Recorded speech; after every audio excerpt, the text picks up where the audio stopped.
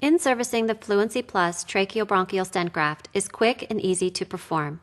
It is available in 6 to 10 millimeter diameters, 40, 60, and 80 millimeter stent lengths, and catheter lengths of 80 centimeters and 117 centimeters. The Fluency Plus is designed to be delivered over a super stiff 0.35-inch guide wire. The Fluency Plus is pre-mounted on a barred safe delivery system.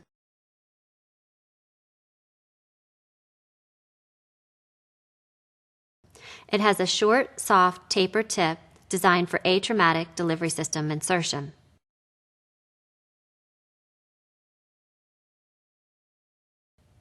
The stent graft diameter should be sized approximately 1 millimeter larger than the normal lumen diameter. Oversizing of more than 2 millimeters relative to the lumen should be avoided. When selecting the stent graft length, keep in mind that 2 millimeters of the Fluency Plus stent graft are uncovered at each end. Both female lower syringe adapters must be flushed with normal saline before introduction of the delivery system. Flush the inner catheter lumen with sterile saline using a syringe. Flush until saline leaks from the tip of the catheter and all air is removed. Next, ensure that the two-way stopcock on top of the delivery system is open. Flush the Y ejection adapter and stent graft lumen with sterile saline by attaching a syringe to the lower port of the Y injection adapter on top of the delivery system and apply positive pressure.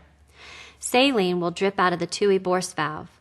While keeping the syringe in place, tighten the Tuohy-Borst valve on the Y injection adapter by turning it clockwise. Continue applying positive pressure to flush the stent graft lumen until saline drips from the distal end of the delivery system. Close the stopcock when flushing is complete and remove the syringe. The Fluency Plus tracheobronchial stent graft is now prepped and ready for delivery. Under radiographic guidance, the operator should advance the stent graft across the lesion. Use the radiopaque stent graft ends to center the stent graft across the stricture. Advance the stent graft beyond the lesion and gently pull back slightly on the entire system to position the stent graft accurately and remove any slack from the catheter. Just prior to deployment, open the Tuohy-Borst valve, then remove the safety clip by pressing down on the top of the clip and pulling downward. Under fluoro, reconfirm that the stent graft position still corresponds to the lesion location. Then, slowly pull back the Y ejection adapter towards the hand grip while keeping the hand grip stationary on a fixed surface. This should be done until the Fluency Plus has expanded by approximately 15 millimeters.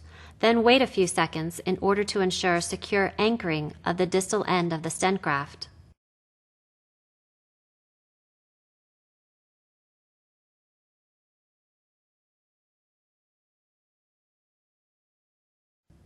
The radiopaque tantalum markers on the stent graft ends should not move laterally during stent graft deployment. However, the radiopaque marker band on the outer catheter moves backwards during stent graft release to indicate deployment of the stent graft. Be sure the operator does not hold or kink the outer sheath of the delivery catheter, since it must be free to move during deployment. Full release of the stent graft is achieved when the proximal marker bands of the stent clear the outer catheter. Do not attempt to resheath the deployment system after stent graft release. After withdrawing the deployment system, visually confirm that the complete system has been removed by identifying the radiopaque marker band on the outer sheath and the flared blue distal end of the inner catheter. During post-dilatation of the Fluency Plus stent graft, the physician should choose a balloon equal in diameter to the diameter of the stent graft.